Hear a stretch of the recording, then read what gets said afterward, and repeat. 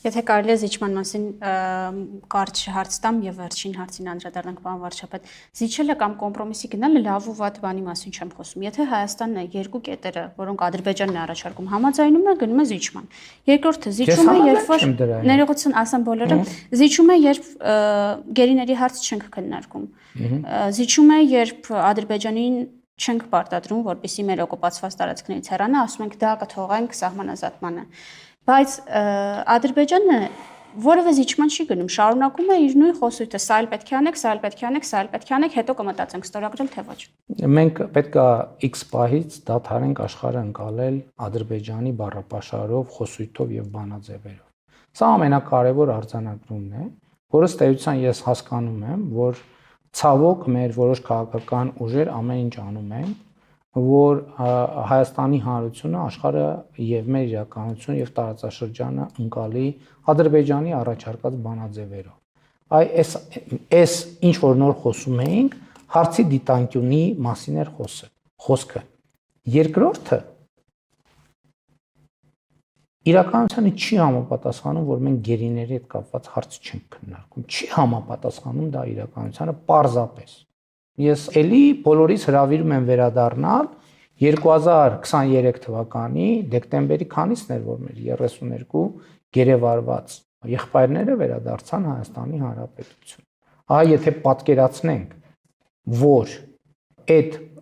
նրանց վերադառնալուց մի օր առաջ կամ 5 ժամ առաջ ես որևէ հանգամանքով ստիպված լինեի պատասխանել այդ հարցին, ես կտայի մի պատասխան, որը բացարձակապես բավարար համարել չի կարելի, չէր կարելի։ Որտեվ նախկինում էլ 2020 թվականին, 20 թվականի դեկտեմբերին, այս հարկի կողքի դահլիճում գերեվարված անձանց հարազատների հետ հանդիպման ժամանակ ես ասել եմ, որ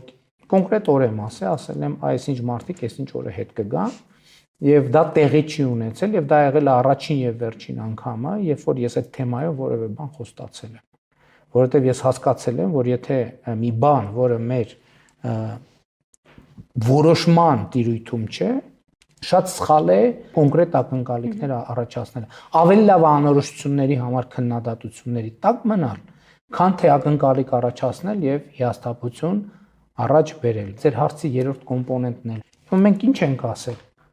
խաղաղության համաձայնագրի համաձայնեցված տեքստում եւ կանոնակարգով։ Ասել ենք, որ մեր սահմանը խորհրդային հանրապետությունների սահմաններն են։ Եվ մենք ասել ենք, որ այդ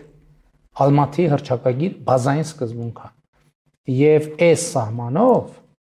մենք պետք է իրականացնենք սահմանազատում։ Ասել, որ բոլոր տեղերում մենք ճշգրիտ կանգնած ենք այդ սահմանի վրա, ճշգրիտ միլիմետրի տարբերությամբ սահմանի վրա, այդ իսկ Ադրբեջանը ճշգրիտ կանգնած չի այդ սահմանի վրա, այդքան էլ ճիշտ չի։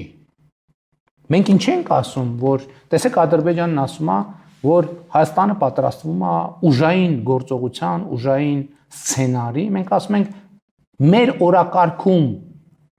եղած որ հարցը մենք պետքա ուժային սցենարով փորձենք լուծել։ Այսինքն պետքա դու օրակարգում ունենաս հարց, որը ուժային սցենարով պետքա լուծես։ Եթե մենք ճանաչել ենք Ադրբեջանի տարածքային ամբողջականությունը Ալմատիի հռչակագրի հիման վրա եւ խորհրդային սոցիալիստական հանրապետությունների սահմանով, ինչ խնդիր ենք մենք փորձելու լուծենք ուժային ճանապարհով։ Այն հարցը, որը տեսականորեն կարող էր դիտարկվել որպես ուժային լուծման ենթակա սցենար, այդ մեր ավելի քան 200 քառակուսի կիլոմետր օկուպացված տարածքների ազատագրումն է։ Բայց մենք ասում ենք, մենք մեր օրակարգում նման հարց չունենք եւ չենք ունենալու, ինչու՞, որովհետեւ իմ ասած երկու փաստաթղթերը հնարավորությունները ստեղծել են, որ եւ գործիքներն են ստեղծել, որ այս գծից բոլոր այն տեղերում, որտեղ մենք ճշգրիտ կանգնած չենք, այնտեղ որտեղ կանգնենք, որտեղ Ադրբեջանը ճշգրիտ կանգնած չի, այնտեղ որտեղ պետքա կանգնի, այդ գծից Ադրբեջանն էլ հետ գնա, մենք էլ հետ գնանք։ Հետևաբար, այստեղ էլ ուժային որևէ սցենար քննարկելը ուղղակի անհեթեթություն է։ Քվեաթերթիկ համար 1